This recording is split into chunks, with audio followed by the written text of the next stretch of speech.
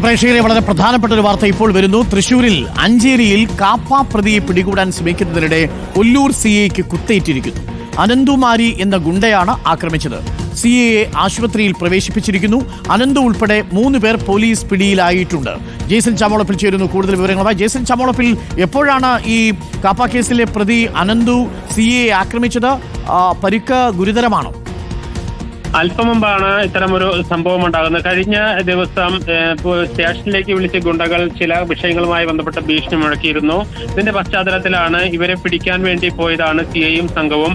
അതിനിടയിലാണ് ഒരു പറമ്പിൽ ഒളിച്ചിരുന്ന നിരവധി കാപ്പ കേസുകൾ 3 തവണ കാപ്പ ചുമത്തപ്പെട്ട ഒരു പ്രതിയാണ് അനന്തുമാരി.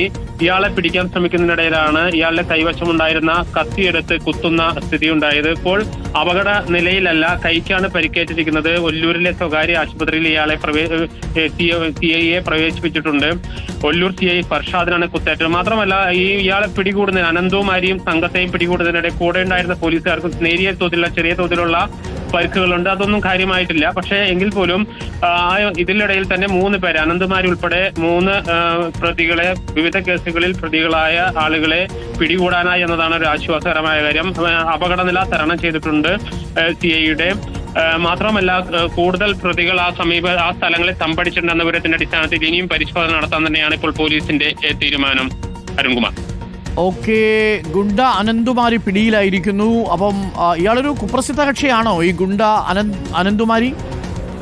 തീർച്ചയായും 3 തവണ കാപ്പ ചുമത്തപ്പെട്ട പ്രതിയാണ്. മാത്രവുമല്ല, തൃശ്ശൂരിലെ പ്രധാനപ്പെട്ട KD ലിസ്റ്റിൽ ഉൾപ്പെട്ട പ്രധാന ഗുണ്ടകളിൽ ഒരാളാണ് അനന്തുമാരി.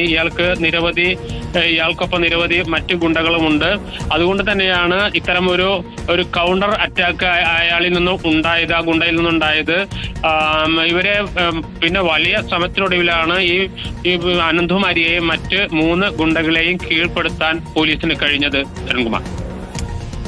ഓക്കെ, നമുക്കൊപ്പം ജെയ്സനാണ് ചേർന്നത്. തൃശ്ശൂരിൽ ഒല്ലൂരിൽ ഗുണ്ട ആക്രമണത്തിൽ ഇപ്പോൾ പരിക്കേറ്റിരിക്കുന്നത് അവിടുത്തെ CIക്കാണ്. ജെയ്സൺ ചാമോളപ്പിലാണ് വിവരങ്ങൾ നൽകിയത്.